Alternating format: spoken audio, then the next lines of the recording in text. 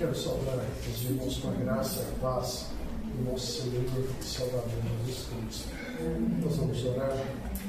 Agradecemos-te, ó Deus, a oportunidade que tu nos dás nessa noite de estarmos reunidos em teu nome para te adorar. E, ó Deus bendito, quando vamos meditar na tua palavra, rogamos a iluminação do teu Santo Espírito para que possamos compreendê-la e que sejamos edificados pela tua palavra.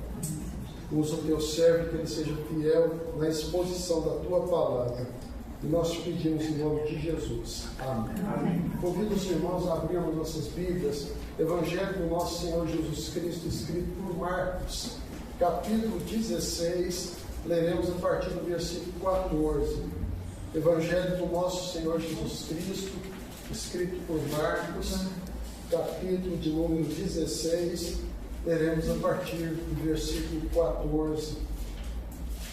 A palavra de Deus diz assim, irmãos: Finalmente apareceu Jesus aos 11, quando estavam à mesa, e censurou-lhes a incredulidade e a dureza de coração, porque não deram crédito aos que o tinham visto já ressuscitado.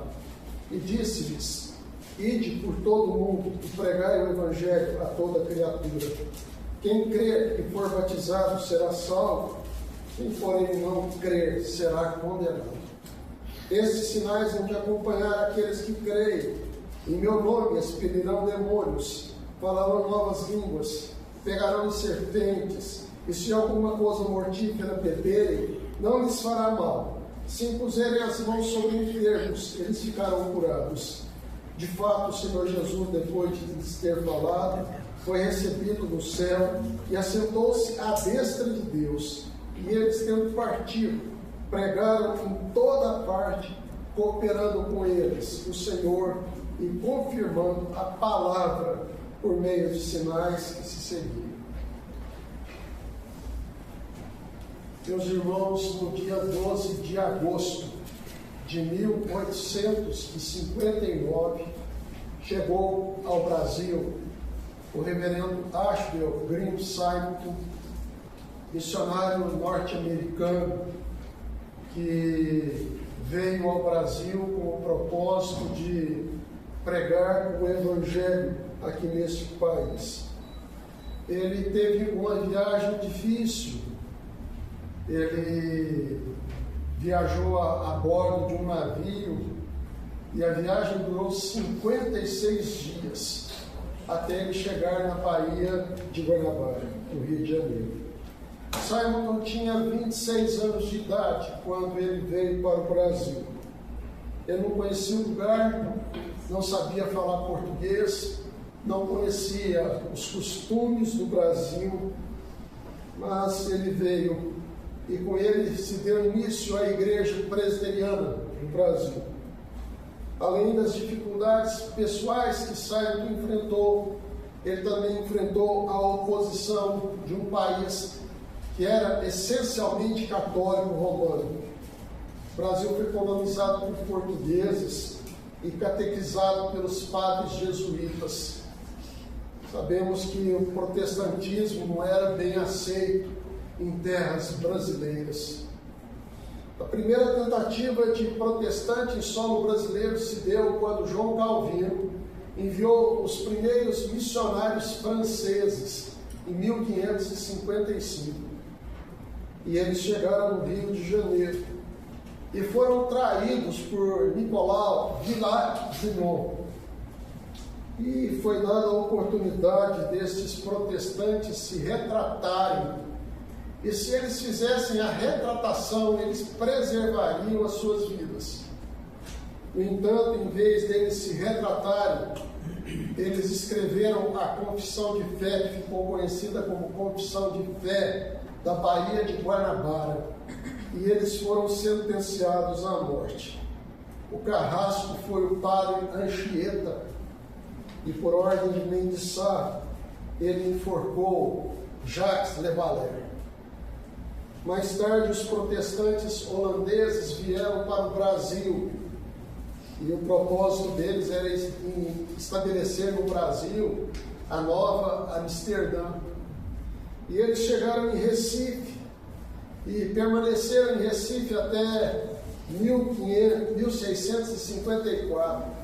De 1624 a 1654, os holandeses ficaram em Pernambuco. Quem visita a cidade de Recife, ali no centro histórico de Recife, se percebe aquilo que os holandeses deixaram no Brasil, a cultura holandesa no centro ali histórico de Recife. Mas eles foram expulsos do Brasil e eles então vão para a América do Norte. Lá eles não fundam a Nova Amsterdã, mas eles vão fundar a cidade de Nova York. Em maio de 1855, chega ao Brasil o casal Robert Ray Kelly e Sarah Paul Kelly. E em 19 de agosto de 1855, eles começam a igreja congregacional na cidade de Teresópolis. Simonton, quando chega ao Brasil, ele foi acolhido por Robert Kelly e Sarah Paul Kelly. Simonton ele vai casar depois de 3 anos aqui no Brasil e ele vai ter uma única filha. E a sua esposa, ao dar à luz a sua filha, ela teve complicação do seu parto e ela veio a falecer aqui no Brasil. Em seu diário, Simonton registra as seguintes palavras: quando desfrutava da maior felicidade em meu lar, eu experimentei a maior dor com a partida de minha esposa. Em 1867, 9 de dezembro de 1867, com 34 anos de idade, Simonton morre, vítima de febre amarela. O seu pastorado aqui no Brasil foi de 8 anos, apenas 8 anos. Mas a primeira igreja presbiteriana foi fundada, a igreja do Rio de Janeiro. Ele fundou a primeira escola presbiteriana, o primeiro jornal, o primeiro seminário e o primeiro presbitério foi organizado quando Simonton estava aqui no Brasil. Em 1869, 10 anos depois da chegada de Simonton no Brasil, chega o missionário Eduardo Lane. Ele fixou residência na cidade de Campinas. E o objetivo de Eduardo Lane era de criar uma escola no sentido de dar uma melhor qualidade de ensino para os brasileiros. E ele então funda o Colégio Internacional de Campinas. Em 1882 chegou ao Brasil a nossa irmã Carlota Kemper. E ela ajudou Eduardo Lane ali no Colégio Internacional. Depois chegou o reverendo Samuel Gamo, que também começou a trabalhar no Colégio Internacional em Campinas. E aí começa um surto de febre amarela na cidade de Campinas. Então Eduardo Lane envia Carlota Kemper e Samuel Gamo para a cidade de Lavras, em Minas Gerais, no sentido de eles ficarem livres da febre amarela. Em 1869, o Colégio Internacional de Campinas foi fundado. Em 1893, ele é transferido para a cidade de Lavras. E ali é fundado, então, um colégio, hoje nacionalmente conhecido, o Gamo, e que hoje também é uma universidade na cidade de Lavras. Eduardo Lane não foi com os missionários para Lavras, ele permaneceu em Campinas. E, meus irmãos, ele guardou consigo um frasco de quinino. Quinino era o único produto que podia amenizar as consequências da febre amarela. E um dos empregados de Eduardo Lane ficou doente. E ele então oferece o frasco de quinino para o seu empregado. E aquele homem vai dizer para Eduardo Lani: o senhor é mais importante que eu e mais necessário aqui. Porém, Eduardo Lani deu o frasco de quinino para ele. E aí, em 1892, Eduardo Lani morreu vítima de febre amarela. Ele foi um dos fundadores da Igreja Presbiteriana de Campinas, em julho de 1870. O seu neto, Eduardo Lani, também veio ao Brasil e ele foi o fundador do IBEL, o Instituto Bíblico Eduardo Lani, na cidade de Patrocínio. Meus amados irmãos, nós vamos ver na história do presbiterianismo brasileiro e muitos pastores, esposas de pastores, filhos de pastores deram a sua vida para que o Evangelho fosse pregado aqui em solo brasileiro. Morreram vítimas de febre amarela, a esposa do reverendo Blackford. O reverendo George Thompson, com 26 anos, também morreu. O reverendo J.W. Dabney, com 34 anos, morreu vítima de febre amarela. A esposa do reverendo Ernie Bitton. O reverendo George Morton, um filho e uma filha do missionário Chamberlain. O reverendo Charles Morton. Pessoas que morreram vindo ao Brasil com o intuito de pregar o Evangelho. Homens e mulheres que dedicaram as suas vidas para que o presbiterianismo fosse plantado em solo brasileiro. Muitos perseguidos, maltratados, humilhados e às vezes sofrendo até ameaças de morte. Nós vemos a narrativa de templos presbiterianos que foram queimados pelos católicos, porque não aceitavam a presença de protestantes no Brasil. Meus amados irmãos, homens e mulheres corajosos, que dedicaram suas vidas para que o Evangelho fosse pregado em solo brasileiro. Comemoramos 166 anos da Igreja Presbiteriana no Brasil. E hoje nós temos um tempo muito oportuno. Não sofremos perseguição, temos liberdade de culto, podemos reunir, podemos pregar nos rádios, nas televisões, na internet, nos meios de comunicação. Temos essa liberdade. Porém, irmãos, a gente constata que a liberdade que nós temos às vezes se torna em comodismo, em frieza espiritual. Estamos contentes e confortáveis com a nossa posição de membros da Igreja Presbiteriana. E o fervor não é presente. Nós nos acomodamos. Ficamos felizes porque Cristo nos salvou e nós somos membros da Igreja Presbiteriana Betel. Grande privilégio, certamente. Mas a ordem de Cristo para todos nós e a ordem dada aos apóstolos no primeiro século é para que nós possamos ir por todo mundo e pregar o Evangelho a toda criatura. E os apóstolos ouviram a grande comissão por boca do Senhor Jesus. E eles obedeceram e pregaram o Evangelho a toda criatura. Meus amados irmãos, eu quero pensar em 3 aspectos importantes dessa missão que Cristo deu para a igreja e que se estende a nós, a todos nós, no tempo presente. Primeiro, nós temos uma mensagem a pregar. Ide e pregai o Evangelho. Irmãos, nós não somos chamados para pregar política, para pregar economia, para pregar moda, para pregar futebol, para pregar qualquer outra coisa. Nós fomos chamados para pregar o Evangelho. E o Evangelho é a boa nova de salvação para todo aquele que crê em Jesus Cristo. Temos que pregar o Evangelho para pessoas que estão morrendo em seus delitos e pecados. O Evangelho é o poder de Deus para a salvação de todo aquele que crê, primeiro o judeu e também o grego. E por isso o apóstolo Paulo escreveu: eu não me envergonho do Evangelho.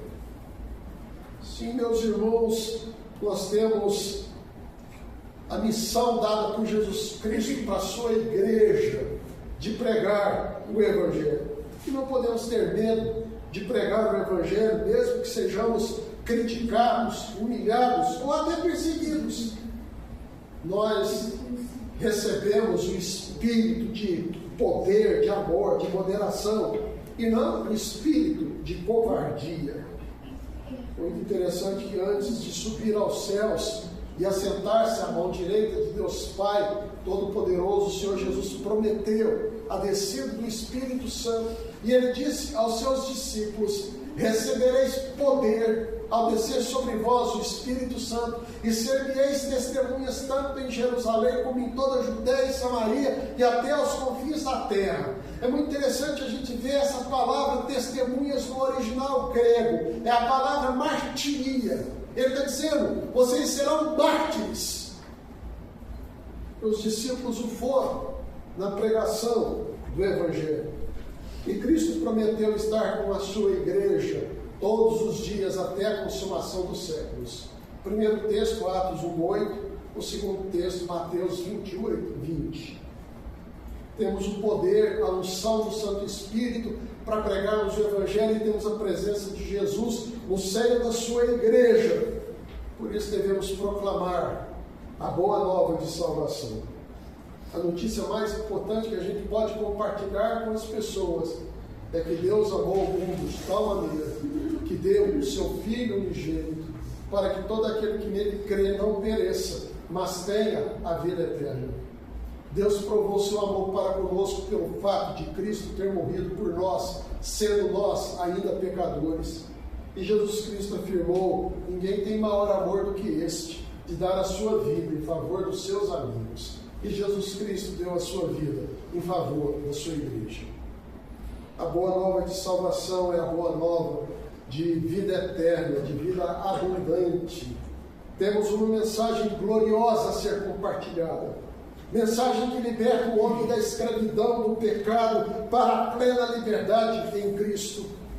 Mensagem que liberta da condenação para a salvação. Mensagem que liberta da morte e traz vida eterna. Que tira o caminho do homem que era de perdição e agora traz para o caminho de salvação. Que livra do inferno e leva para o céu glorioso. Por isso, todo o nosso empenho e toda a nossa dedicação é em cumprir a ordem de Cristo de pregar o Evangelho. Em segundo lugar, irmãos, esse texto nos ensina que a tarefa é confiada a todos nós. Infelizmente, hoje é um erro presente na vida da igreja, que a tarefa de pregar é do pastor. Ele estudou, fez seminário, preparou, então ele está qualificado para pregar o Evangelho. E a gente acha que os únicos que pregam o Evangelho são os pastores e os missionários, que vão ao redor do mundo para anunciar o Evangelho. Meus irmãos, recebem que Deus chamou algumas pessoas para o pastorado e chamou outras pessoas para serem missionários. Mas a tarefa de pregar o Evangelho de todos os crentes em Cristo Jesus. Deus, Ele chama para a salvação, mas Ele não quer uma igreja acomodada, uma igreja que apenas se beneficia da salvação e cruza os braços. Meus irmãos, Deus chamou pessoas das mais diferentes profissões, para onde Deus os colocou, testemunhar o Evangelho da graça do Senhor. E todos têm esta oportunidade de tornar conhecido o Evangelho. Muito interessante a visão daqueles primeiros missionários que vieram para o Brasil. E eles não só construíram templos, mas ao lado dos templos tinha uma escola. Por isso a gente tem escolas presbiterianas em vários lugares do Brasil. Temos o Gamo em Lavras, temos o Mackenzie em São Paulo, temos o Colégio 15 de Novembro em Recife, e temos a União Evangélica e o Couto Magalhães aqui em Anápolis. Também, irmãos, eles criaram hospitais. O Hospital Evangélico de Curitiba, que hoje ele é administrado pelo Mackenzie. O Hospital de Rio Verde, que a Igreja Presbiteriana assumiu o controle desse hospital. e o Hospital Evangélico Goiano. E a visão desses missionários médicos que fundaram esses hospitais não era apenas curar as doenças do corpo, mas também curar as doenças da alma, podendo proclamar o Evangelho do Senhor Jesus. Irmãos, pregar o Evangelho é missão do pastor, é missão do missionário vocacionado, mas é missão de cada um dos irmãos, de todos que creem em Jesus Cristo, porque onde houver um pecador, ali tem um próprio missionário. Eu sei que muitos irão cortar os céus, atravessar rios, atravessar mares, mas muitas vezes Deus vai te chamar para atravessar a rua da sua casa, para falar ao vizinho que está de sua frente. E tão importante quanto aquele que vai lá para a África pregar o Evangelho, ou como aqueles missionários que estão lá na Amazônia, no mais interior da selva amazônica, pregando para os ímpios, é também a sua missão de atravessar a rua e pregar o Evangelho para o seu vizinho, de você pregar o Evangelho para o seu colega de escola, para o seu colega de universidade, pregar o Evangelho aonde você trabalha, pregar o Evangelho na sua família. Isso é missão de cada um dos irmãos, e todos nós, irmãos, devemos estar empenhados nessa missão. Muito interessante que os discípulos ouviram o chamado e a missão de Cristo, e eles cumpriram esse chamado. A tarefa foi realizada pelos discípulos, e o Evangelho foi pregado em Jerusalém, Judéia, Samaria, e chegou aos confins da terra. O apóstolo Paulo pregou o Evangelho na Ásia e na Europa. Meus amados irmãos, é muito interessante a gente ver que e uma das pessoas que foram libertas pelo ministério de Jesus, o endemoniado gadareno, aonde havia uma legião de demônios, e eles se apossaram dos porcos, e os porcos precipitaram de espinhadeira abaixo, morreram afogados no mar. E aquele endemoniado chega para Jesus e diz: permite-me seguir-te. E Jesus diz: não, fica na tua cidade e proclama aos teus o que o Senhor te fez. E ele então foi e começou a proclamar em Decápolis aquilo que Jesus lhe fizera, e todos se admiraram. Marcos 5, 18 a 21. Irmãos, nós somos ricamente abençoados com a salvação em Jesus Cristo, mas Ele não nos chamou para ficarmos de braços cruzados, indiferentes e acomodados. Ele nos chamou e nos comissionou. A quem Jesus chama, Ele capacita para fazer a sua obra, e podemos ser testemunhas do Senhor Jesus. O que não podemos é nos acomodar e achar que está tudo bem, porque nós já temos a nossa salvação. Meus amados irmãos, hoje a Igreja Presbiteriana do Brasil tem mais de 5.000 pastores. Mas há uma coisa que nos chama a atenção e nos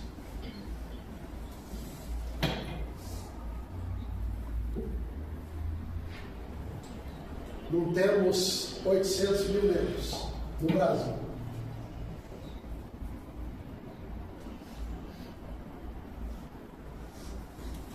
E foi a primeira igreja, depois da igreja congregacional, a começar o trabalho aqui no Brasil. Há muito que ser feito, irmãos. Há milhões de brasileiros que precisam ser alcançados.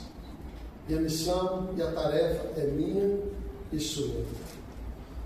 Meus amados irmãos, a igreja cresce quando os crentes, todos, se envolvem no trabalho missionário, pensando no local aonde nós estamos. Se Deus te chama para ser pastor, venha ser mais um pastor da igreja presbiteriana. Se Ele te chama para ser missionário, aceite o ministério que Deus está te confiando. Mas se Deus está te chamando para pregar para a sua família, para os seus amigos, para os seus colegas de escola e de trabalho, pregue o Evangelho aonde Deus está te colocando. Em terceiro lugar, irmãos, esse texto vai nos ensinar que todos os homens precisam ouvir o Evangelho. Ide por todo mundo e pregai o Evangelho a toda criatura. O Evangelho será pregado a toda criatura, irmãos, porque todos os homens precisam do Evangelho. E isso porque todos os homens são pecadores. E se eles morrerem sem crer em Jesus, diz a palavra de Deus que eles serão condenados. Aquele que crer e for batizado será salvo. Quem, porém, não crer será condenado. Não há uma única pessoa, irmãos, que não precise ouvir o Evangelho em toda a face da terra. O homem pecador precisa de um Salvador. E só há um Salvador que pode livrar o homem da escravidão do pecado e da condenação eterna, da morte eterna. Só Jesus Cristo pode trazer salvação ao homem perdido. E onde houver um pecador, não importa onde ele esteja, na África, na Ásia, no mais interior da selva amazônica, ou no centro de Anápolis, ele precisa do Evangelho. Homens e mulheres das grandes cidades precisam ouvir o Evangelho, assim como os índios na selva amazônica, e assim como os povos muçulmanos ali na Ásia e na África. Meus amados irmãos, é muito interessante que nós cantávamos um hino, cantamos ainda este hino, ainda a letra não foi modificada no nosso hinário, que diz assim: eis os milhões que em trevas tão medonhas jazem perdidos sem o Salvador. Ó, quem irá às novas proclamando que Deus em Cristo salva o pecador. Meus amados irmãos, hoje são bilhões de pessoas que precisam do Evangelho. E há um clamor, irmãos, para que o Evangelho seja pregado. A gente vê a Europa completamente alienada do Evangelho. Da mesma forma, os Estados Unidos, que foi berço de missões ao redor de todo o mundo hoje, sendo uma nação que também precisa de missionários. Templos que encheram na Europa e nos Estados Unidos com o ministério de Moody, George Whitefield, Jonathan Edwards, John Wesley, Spurgeon. Hoje esses templos, irmãos, estão vazios. Alguns deles se tornaram boates, outros os muçulmanos compraram e tornaram templos evangélicos e mesquitas. E a tarefa é minha e sua, irmãos, de tornar conhecido o Evangelho. Paulo, escrevendo aos Romanos, assim, faz as seguintes inquirições: como, porém, invocarão aquele em quem não creram? E como crerão naquele de quem nada ouviram? E como ouvirão se não há quem pregue? E como pregarão se não forem enviados? Romanos 10, 14 até o 17. E as pessoas do mundo inteiro, irmãos, elas precisam ouvir, porque Paulo fala no versículo 17 que a fé vem pelo ouvir, e o ouvir a palavra de Deus. Tarefa pessoal, é intransferível e é inadiável. A tarefa é sua, você não pode transferi-la para o pastor da igreja, e ela é inadiável, o tempo é hoje. Meus amados irmãos, tem duas limitações para a pregação do Evangelho. A primeira delas é o tempo que Deus me dá e o tempo que Deus dá para o outro. Eu não sei quanto tempo de vida o Senhor vai me dar. E eu não sei quanto tempo de vida o Senhor vai dar para aquele que está convivendo comigo e não conhece a Cristo. Quando eu morrer, acabou a oportunidade de eu pregar. E quando ele morrer, acabou a oportunidade de ele ouvir. E a segunda razão, irmãos, é quando Cristo voltar. E quando Cristo voltar, irmãos, não haverá oportunidade de salvação para as pessoas. Elas morrerão nos seus pecados e serão condenadas. O dia é hoje. Eu não posso esperar para pregar o Evangelho amanhã. E as pessoas que ouvem o Evangelho hoje não podem adiar o seu compromisso com Jesus, porque ela não sabe se viverá amanhã. Temos, irmãos, o grande privilégio de sermos crentes em Jesus, de fazermos parte da igreja presbiteriana, mas nós temos a responsabilidade de continuar esta obra que foi iniciada em 166 anos atrás, em 1859. A missão em mim e sua pesa sobre nós a obrigação de continuarmos a pregação do Evangelho em solo brasileiro. E a oportunidade nos é dada hoje. Não dá para cruzar os braços. As pessoas devem ouvir e saber que a oportunidade delas crerem também é hoje. Meus irmãos, eu concluo dizendo que há 166 anos atrás, Simon não deixou a sua terra, a sua parentela, a sua igreja e veio para o Brasil, sem conhecer o país, sem conhecer a língua, sem conhecer os costumes. Aqui ele viveu apenas 8 anos, morrendo aos 34 anos de idade. Viu a sua esposa morrer em solo brasileiro. Mas ele fundou a primeira igreja presbiteriana no Brasil, o primeiro presbitério, a primeira escola, o primeiro jornal do Evangelho. E esta igreja hoje, irmãos, é desafiada a continuar a obra, a pregar com destemor, a pregar com coragem, com ousadia, o Evangelho da graça do Senhor. Irmãos, nós não temos outra mensagem para levar aos homens a não ser o Evangelho. Eu não preciso saber de nenhuma outra coisa.